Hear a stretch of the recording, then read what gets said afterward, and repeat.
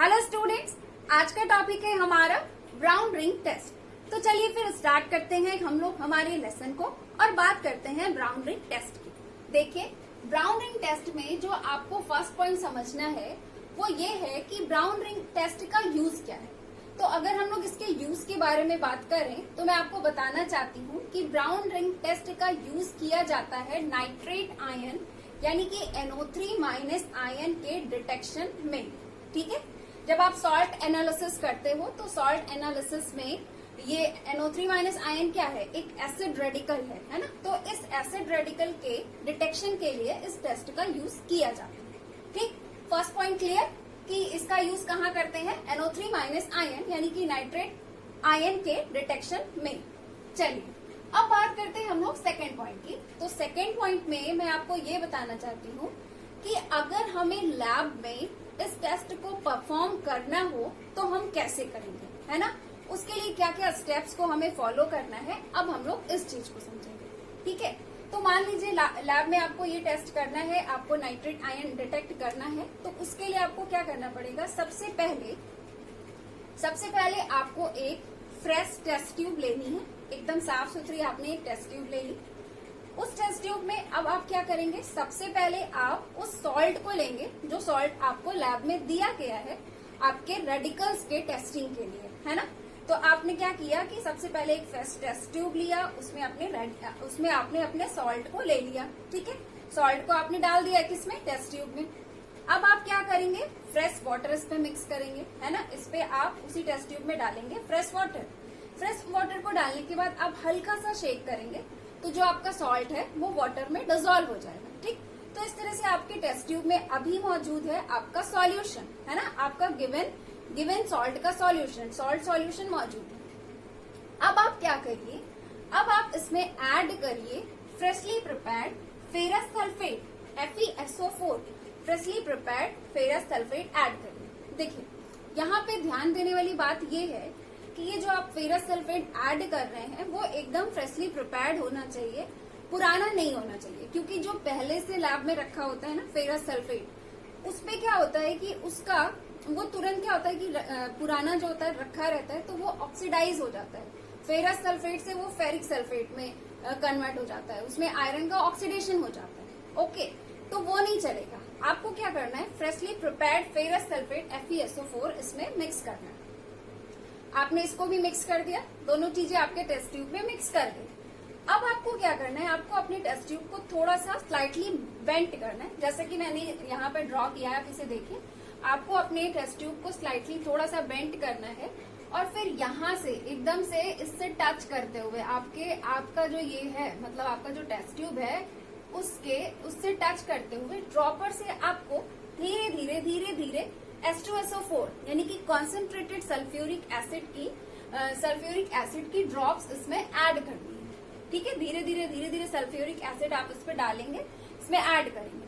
तो आप ये देखेंगे कि जैसे जैसे सल्फ्यूरिक एसिड आप डालना स्टार्ट करेंगे, होता क्या है कि जो दोनों सॉल्यूशन है, दोनों सॉल्यूशन का मतलब कि पहला वाला सॉल्यूशन जो आपका सॉल्ट सॉल्यूशन था और दूसरा वाला सॉल्यूशन यानी कि फेरस सल्फेट जो आपने मिलाया है ना, तो दोनों सॉल्यूशन के बीच जैसे जैसे आप कॉन्सेंट्रेटेड सल्फ्यूरिक एसिड ऐड करना शुरू करेंगे, धीरे धीरे क्या होगा, दोनों सॉल्यूशन के बीच में एक ब्राउन कलर की रिंग बनना स्टार्ट हो जाएगी। ठीक है, फिर होगा क्या, अब आपने हटा दिया, अब आपने ड्रॉपर हटा दिया और अब अपने टेस्ट ट्यूब को एकदम से सीधा कर लिया और सीधा करके इस तरह से आप देखिए तो आपको क्या दिखेगा कि दोनों सॉल्यूशन के बीच एक ब्राउन कलर की आपको रिंग दिखाई पड़ेगी। तो ये जब ब्राउन रिंग दिखने लगती है ना, तो इससे हमारा ये कंफर्म हो जाता है कि जो गिवन सॉल्ट है उसमें NO3- आयन यानी कि नाइट्रेट जो है वो प्रेजेंट है। ठीक है, तो ये तरीका होता है ब्राउन रिंग टेस्ट को परफॉर्म करने का और ये कंफर्म करने का कि आपके गिवन सॉल्ट में जो है वो नाइट्रेट आयन प्रेजेंट है। ठीक, आपने डिटेक्ट कर लिया कि इसमें नाइट्रेट आयन प्रेजेंट है,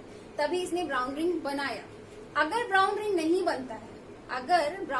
बनता है तो फिर इसका मतलब ये है कि जो आपका सॉल्ट सॉल्यूशन दिया गया है उसमें नाइट्रेट आयन नहीं है। ठीक, तो ये तो बात हो गई कि ब्राउन रिंग टेस्ट को हम करते कैसे। अब मैं आपको बताऊंगी उस रिएक्शन के बारे में जो कि उस टेस्ट ट्यूब के अंदर हो रही होती है ना। ऊपर से तो हमने परफॉर्म कर लिया, 2 सॉल्यूशन मिलाया और फिर H2SO4 मिला दिया, ब्राउन रिंग दिख गई, लेकिन उसके अंदर क्या रिएक्शन होती है अब उसे हम लोग यहाँ से समझेंगे। ठीक है, देखिए उसके अंदर होता क्या है, उसके अंदर तो सबसे पहले होता क्या है कि जो H2SO4 आपने ऐड किया है, H2SO4 का रिएक्शन होता है आपके सॉल्ट से।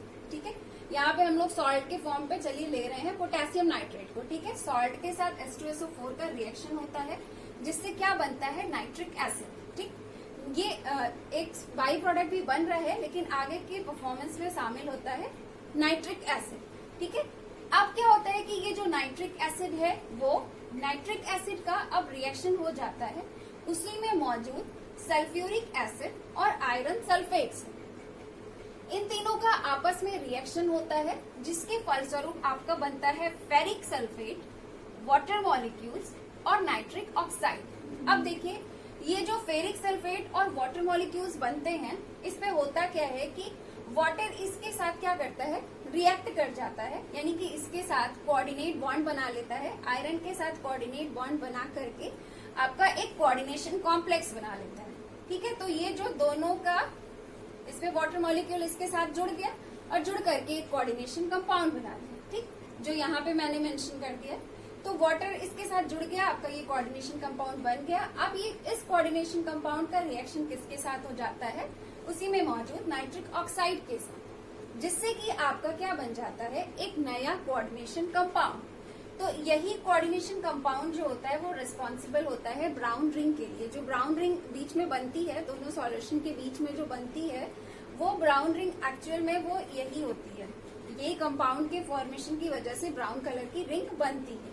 ठीक है, तो ये ओवरऑल आपका ब्राउन रिंग टेस्ट कैसे करते हैं और कैसे आप इस टेस्ट का यूज करके आप बता सकते हैं कि आपके गिवन सॉल्ट में NO3- आयन प्रेजेंट है, ये चीजें आपकी क्लियर हो गई है।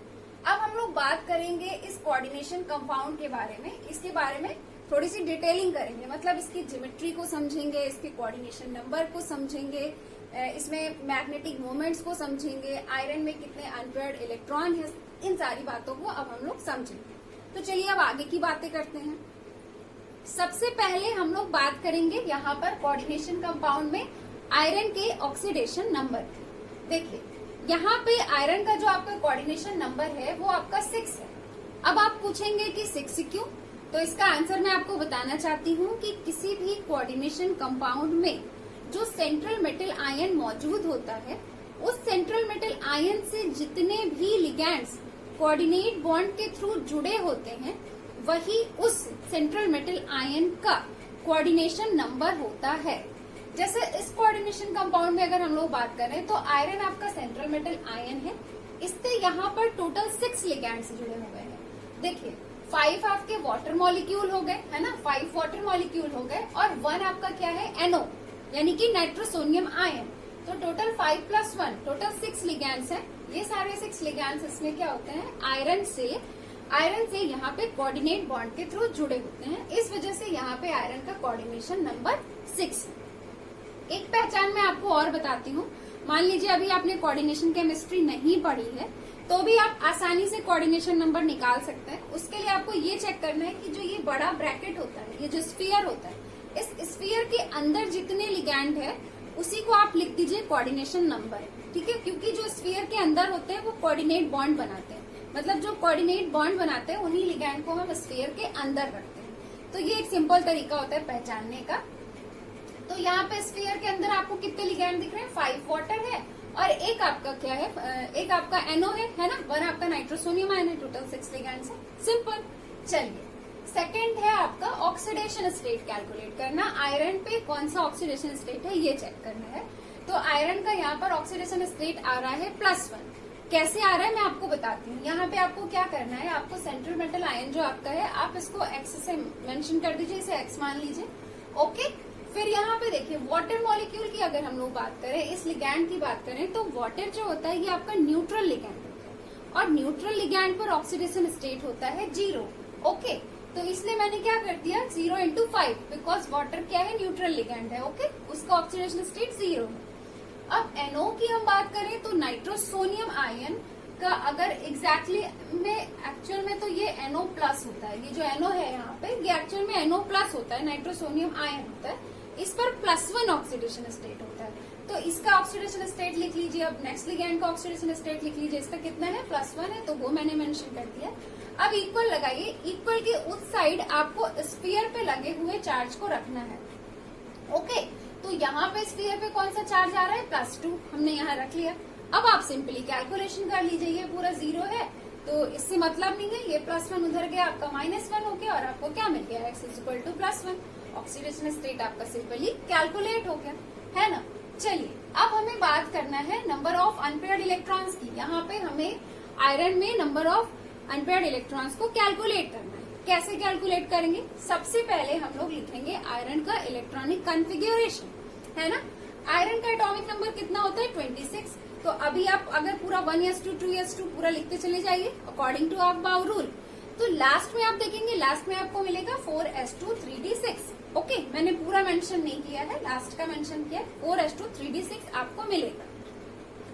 इतना आपने कर लिया। अब इसे आप सेल वाइज रीअरेंज कर दीजिए, ठीक है, सेल वाइज रीअरेंज कर दीजिए। तो सबसे आउटर सेल कौन सा है? 4th सेल है, तो इसलिए मैंने क्या किया 3 फिर 4, तो इसको रीअरेंज करके सीक्वेंस में लिख लिया। तो 3d6 4s2 हो गया, सिंपल चीज ये हो गया इतना। अब देखिए, जब भी आप अनपेयर्ड इलेक्ट्रॉन कहीं भी किसी भी सेंट्रल मेटल आयन के लिए कैलकुलेट कर रहे हैं किसी भी कोऑर्डिनेशन कंपाउंड में, तो वहां पर एक चीज जरूर ध्यान दीजिएगा, ऑक्सीडेशन स्टेट चेक कर लीजिएगा। जितना ऑक्सीडेशन स्टेट है उसके अकॉर्डिंग ही आप क्या करेंगे, वहां पे नंबर ऑफ इलेक्ट्रॉन कैलकुलेट करेंगे। जैसे यहाँ पे आयरन पे +1 ऑक्सीडेशन स्टेट है ना, तो आपको यहाँ से नंबर ऑफ अनपेयर्ड इलेक्ट्रॉन नहीं चेक करना है, आपको आयरन को +1 ऑक्सीडेशन स्टेट में लाना है पहले, यानी कि यहाँ से आपको 1 इलेक्ट्रॉन रिमूव करना है ना। तो अब देखिए, अगर अब आपका आयरन पे +1 ऑक्सीडेशन स्टेट जब आएगा तो 1 इलेक्ट्रॉन रिमूव होगा। कहाँ से रिमूव होगा? सबसे आउटर मोस्ट सेल के सब सेल से, है ना। तो यहाँ से S से रिमूव हो गया, तो क्या बचा आपका 3d6 4s1, है ना। चलिए इतना आपका क्लियर हुआ। अब देखिए आगे की बात मैं आपको बताना चाहती हूँ, ये आपका नोट पॉइंट है, इसे आप लोग मेंशन कर लीजिएगा, इंपॉर्टेंट पॉइंट है इस पर्टिकुलर कंपाउंड के लिए, और ये इंपॉर्टेंट कंपाउंड है, कंपटीशन में यहाँ यहीं से क्वेश्चन पूछता है, तो ठीक है, इसको आप लोग मेंशन कर लीजिएगा। देखिए यहाँ पे क्या है, मैं आपको बताना चाहती हूँ कि NO+ जो होता है ये आपका स्ट्रॉन्ग फील्ड लिगैंड है। स्ट्रॉन्ग फील्ड लिगैंड होने की वजह से इसके प्रभाव से क्या होता है, ये जो 4s का इलेक्ट्रॉन होता है ये आपका जंप कर जाता है 3d पे। अब जब इलेक्ट्रॉन इसके प्रभाव से जंप कर गया 4s से चला गया 3d में, तो अब क्या इलेक्ट्रॉनिक कॉन्फ़िगरेशन हो जाएगा? अब आपका इलेक्ट्रॉनिक कॉन्फ़िगरेशन हो जाएगा 3d7 4s0, है ना। अब चलिए इस इलेक्ट्रॉन को आप फिल कर लीजिए इसके ऑर्बिटल्स में और चेक कर लीजिए कितने अनपेयर्ड इलेक्ट्रॉन है। तो यहाँ पे आपको इलेक्ट्रॉन को की फिलिंग करनी है according to Hund's rule, okay. क्योंकि देखिए जो वाटर होता है ये आपका वीक फील्ड लिगैंड होता है, और जब लिगैंड वीक फील्ड होता है तो उस कंडीशन में जो आपका कंपाउंड होता है वो हाई स्पिन कॉम्प्लेक्स होता है। हाई स्पिन कॉम्प्लेक्स, लो स्पिन कॉम्प्लेक्स शायद आपको नहीं पता होगा, या फिर हो सकता है आपको पता हो, कहीं आप वैलेंस बॉन्ड थ्योरी में आपने पहले से पढ़ा हो क्लास 11th में। फिर भी मैं आपको आगे बताऊंगी क्या होता है हाई स्पिन कॉम्प्लेक्स, क्या होता है लो स्पिन कॉम्प्लेक्स, जब आपको कोऑर्डिनेशन केमिस्ट्री पढ़ाऊंगी। तो यहाँ के लिए मैं आपको बस सिंपली ये बता देती हूँ, हाई स्पिन का मतलब कि इलेक्ट्रॉन को हुंड्स रूल के अकॉर्डिंग फिल करना। इलेक्ट्रॉन को पहले क्या करना कि सारे ऑर्बिटल्स में 1 1 इलेक्ट्रॉन फिल कर लेना, जब सारे ऑर्बिटल्स में इलेक्ट्रॉन फिल हो जाए उसके बाद पेयरिंग करना, ठीक। और लो स्पिन में क्या होता है, इलेक्ट्रॉन को पेयर्ड फॉर्म में फिल किया जाता है। तो वो चीजें मैं आपको आगे बताऊंगी। फिलहाल यहाँ पे आप इतना जानिए कि चूंकि यहाँ पे वाटर आपको पता है वीक फील्ड लिगैंड होता है, और यहाँ पे वीक फील्ड लिगैंड की संख्या ज्यादा है, टोटल इसके नंबर 5 है, तो इस वजह से ये आपका कॉम्प्लेक्स जो होता है वो हाई स्पिन कॉम्प्लेक्स होता है। तो इलेक्ट्रॉन की फिलिंग यहाँ पे हुंच के रूल के अकॉर्डिंग होगी। तो हमने यहाँ पे क्या किया, पहले सब में 1 1 इलेक्ट्रॉन फिल कर दिया, तो 5 ऐसे हो गए, फिर 6, फिर 7, टोटल 7 इलेक्ट्रॉन हमने यहाँ पे फिल कर दिया। अब आप क्या करिए, नंबर ऑफ अनपेयर्ड इलेक्ट्रॉन को काउंट कर लीजिए, कितना आ रहा है। देखिए 1 2 3, तो टोटल कितने अनपेयर्ड इलेक्ट्रॉन्स मिल गए 3। तो ये तरीका होता है नंबर ऑफ इलेक्ट्रॉन्स को कैलकुलेट करने का। तो इस कंपाउंड के लिए तो आप समझ ही गए कि 3 है।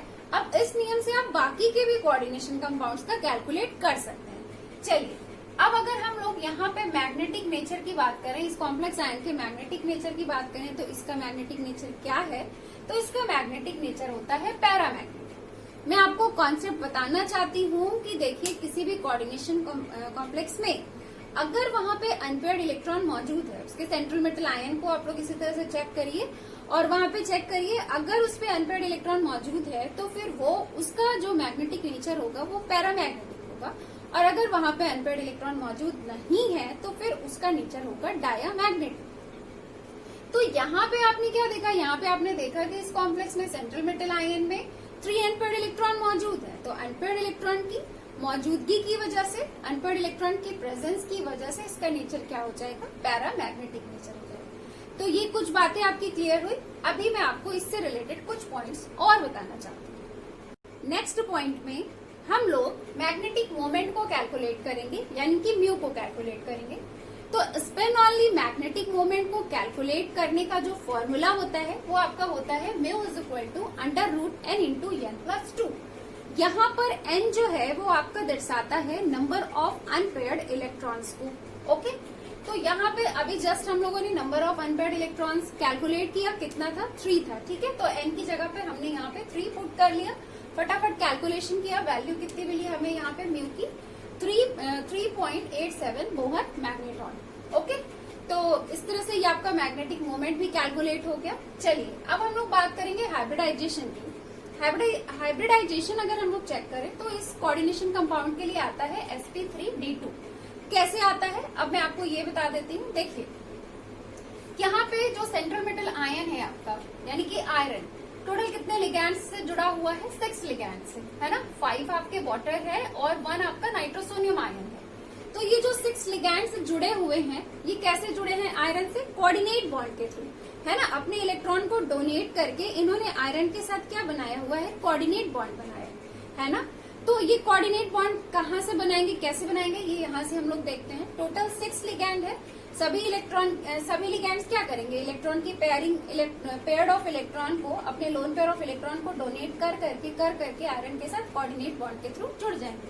तो टोटल 6 लिगैंड है आपका। एक लिगैंड यहाँ से जुड़ गया, एक यहाँ से जुड़ेगा, एक यहाँ से, एक यहाँ से, एक यहाँ से, एक यहाँ से। ठीक है, ये डायरेक्ट नहीं जुड़ता है। पहले क्या होता है कि टोटल 6 लिगैंड है, तो इस वजह से जैसे ही ये लिगैंड अप्रोच करना स्टार्ट करते हैं तो यहाँ पे ये जो 6 ऑर्बिटल्स है आपका, 1 आपका 4s का, 3 4p का और 2 4d का, ये जो आपके 6 ऑर्बिटल्स हैं इनकी आपस में मिक्सिंग आर मर्जिंग हो जाती है, जिससे कि अब ऑर्बिटल्स की मिक्सिंग हो गई। तो मिक्सिंग होने के पश्चात आपको टोटल 6 हाइब्रिडाइज्ड ऑर्बिटल बनते हैं। 6 हाइब्रिडाइज्ड ऑर्बिटल बनते हैं। उन हाइब्रिडाइज्ड ऑर्बिटल्स का नाम होता है sp3d2 हाइब्रिड ऑर्बिटल्स। तो 6 हाइब्रिड ऑर्बिटल्स बनेंगे, उनसे जाकर के वो 6 लिगैंड्स जो है जाकर के एक एक करके जुड़ जाते हैं। ओके, तो टोटल 6 लिगैंड को जुड़ने के लिए टोटल यहाँ पे 6 ऑर्बिटल्स की ओवरलैपिंग होती है। एक 4s का होता है, 3 आपके 4p के होते हैं और 2 आपका 4d का होता है। ठीक है, तो इस तरह से यहाँ पे हाइब्रिडाइजेशन मिलता है हमें sp3d2। अच्छा, आप लोग यहाँ पे सोच रहे होंगे कि अभी तक हम लोगों ने जब Fe+ के लिए जब number of unpaired electron calculate कर रहे थे तो मैंने वहां पे आपको इलेक्ट्रॉनिक कॉन्फ़िगरेशन दिखाया था 3d7 4s0। अब आप लोग सोच रहे होंगे कि 4p0 4d0 ये कहाँ से आ गया। तो इसके बारे में मैं आपको बताना चाहती हूँ कि चूंकि यहाँ पे टोटल कितने सेल है, आयरन में टोटल कितने सेल है? 4 सेल है ना। 4s2 तक इलेक्ट्रॉन फिल होता है नॉर्मल केस में जब आप इलेक्ट्रॉन फिल करते हो। तो जब वहां पे 4th सेल है, चौथा सेल है, तो चौथे सेल के बाकी सब सेल भी तो होंगे, है ना। सिर्फ S नहीं होगा वो, चूंकि जब हम लोग इलेक्ट्रॉनिक कॉन्फ़िगरेशन दर्शाते हैं तो सिर्फ उतना ही मेंशन करते हैं जहां तक इलेक्ट्रॉन फिल हो रहा होता है, आगे का नहीं दिखाते।